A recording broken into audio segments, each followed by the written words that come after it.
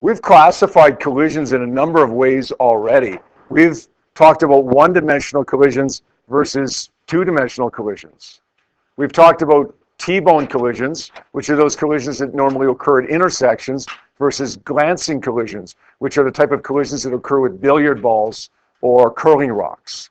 There's all kinds of ways that we can classify collisions, but one of the standard ways of classifying collisions is based not on momentum so much, but on kinetic energy.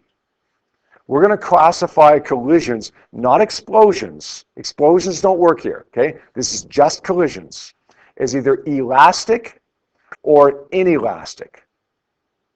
An elastic collision is a collision in which momentum and kinetic energy is conserved. In other words, momentum stays the same and kinetic energy stays the same. You would expect momentum to stay the same, right? Even before I define that. Momentum always stays the same. But kinetic energy? Well, I'm telling you that in an elastic collision, kinetic energy also stays the same. Versus an inelastic collision, well, in an inelastic collision, momentum will still stay the same. As long as we have an isolated system, the momentum always is conserved. But in an inelastic collision, kinetic energy is not conserved. In other words, we lose kinetic energy. The kinetic energy final is less than the kinetic energy initial. Now, the normal way to determine whether a collision is elastic or inelastic is to calculate the initial kinetic energy and the final kinetic energy and compare them. If they're the same, it's elastic. If you lose kinetic energy, it's inelastic. But there's sometimes a bit of a shortcut that can save you from having to perform the calculations. If two objects collide and they stick together, it is always, 100% of the time, zero exceptions, it is always inelastic. There are zero exceptions to that. You don't need to perform the calculation if they stick together. Kinetic energy will be lost every time if they stick together. What happens if they bounce apart? Well, if they bounce apart, it will usually still be inelastic.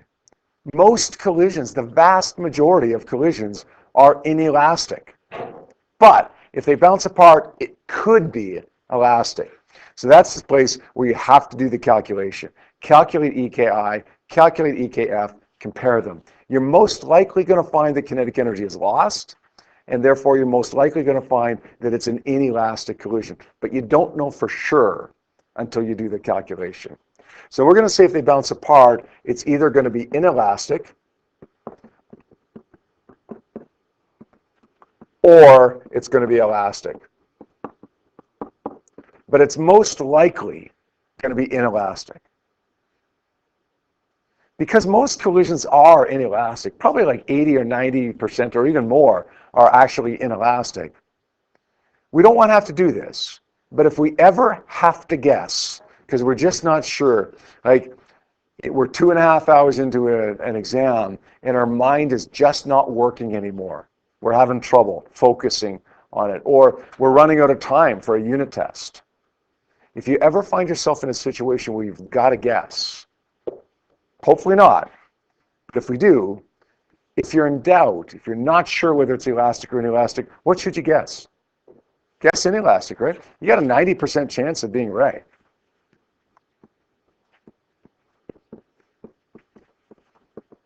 Now, obviously, we'd rather 100% chance of being right. Like if you have the opportunity to ensure that you're right by knowing that they stick together or by calculating the initial and the final kinetic energy, that's what we want. I'm not saying you should just guess because you're going to be right 80 or 90% of the time. I'm saying calculate EKI, calculate EKF, be right 100% of the time. But if for whatever reason you're having a little bit of trouble with that, you got a pretty good chance of guessing correct. Now, most collisions are inelastic. How come? It actually comes down to something that you learned about in Science 10. I don't know if you remember this, but The second law of thermodynamics that you learned about in Science 10 says that whenever there's an energy conversion taking place from one type to another, you always lose a little bit. You guys remember that vaguely? Let's bounce a basketball on the floor. If we bounce a basketball on the floor, just before it strikes the floor, it has what type of energy? Kinetic energy. Now, as it bounces on the floor, it squishes, right?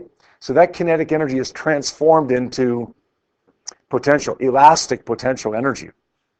But then that elastic potential energy gets transformed back into kinetic energy and then potential energy as it goes up into the air, right?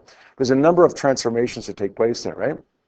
If you lose energy every time a transformation takes place, you can't possibly have as much kinetic energy at the end as you start it with. It's got to be inelastic, right? Most collisions are inelastic because in most collisions, there's some compression or deformation of the objects. Not as much as necessarily a basketball when it hits the floor, but there's some. And when there's some deformation, there's some conversion of kinetic energy to elastic potential energy. The only time that you really find you have elastic collisions, really, something like maybe billiard balls hitting each other. That's not quite elastic, but to 2 or 3 significant figures, it might be elastic because they don't compress very much, right? They don't squish. There's not much of a conversion taking place there. Curling rocks, same deal, right? The only truly elastic collisions you have are subatomic because those particles, when they collide with each other, they can't get smaller, right? If it's as small as it can possibly be, they can't squish, and you can't have that loss of energy taking place there. All right, I'm going to do an example here, actually 2 examples, but one of them is like ridiculously quick. Number 1, determine whether this collision, where these 2 vehicles hit each other, entangle, and head off as one, is elastic or inelastic. What's the answer to this question? Quick. Inelastic because stick together. You could calculate EKI, calculate EKF. You'd find that EKF is less than EKI and it's inelastic. You don't need to here because they stick together. 100% chance of getting that right if you say inelastic. Number 2 looks a little ickier, but it's still going to go pretty quickly for us. We got a 5-kilogram ball, which is ball number 1, and a 6-kilogram ball, which we're calling ball number 2. They collide with each other. They bounce off. Okay, they bounce off. Could be elastic, probably inelastic, but they bounce off. So we have to determine the initial and the final kinetic energy to be 100% sure. Let's calculate EKI. By the way, don't do this. How come? Why do we not want to say EKI equals EKF? They might not be, right? That's what we're trying to find. Let's calculate EKI separately from EKF. We're going to say EKI is equal to 1/2 M1 V1 I squared plus 0. How come? Second one's at rest, right? Second one's not moving.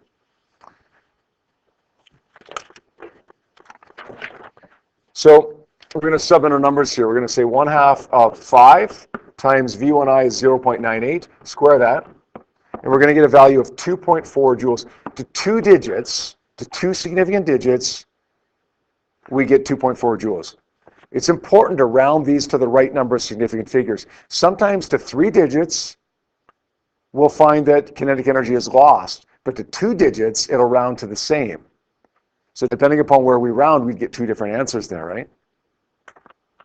Let's calculate EKF. It's 1/2 M1 V1F squared plus 1/2 M2 V2F squared.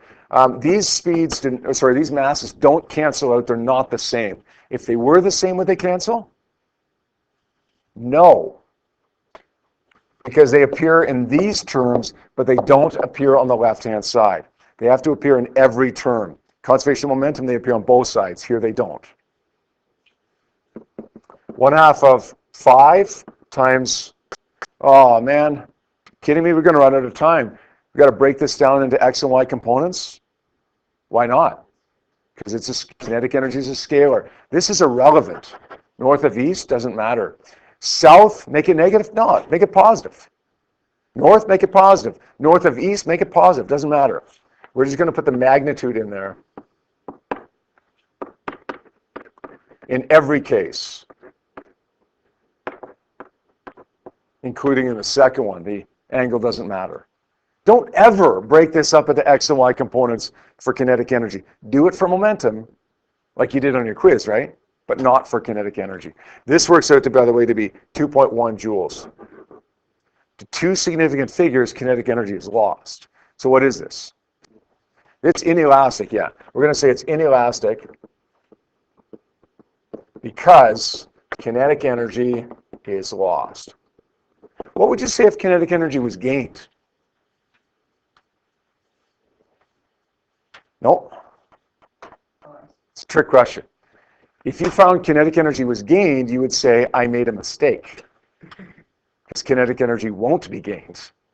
Now, it would be in an explosion, but we don't classify explosions as kinetic as elastic or inelastic. In a collision, the kinetic energy will not increase. It will either stay the same or it will most likely decrease.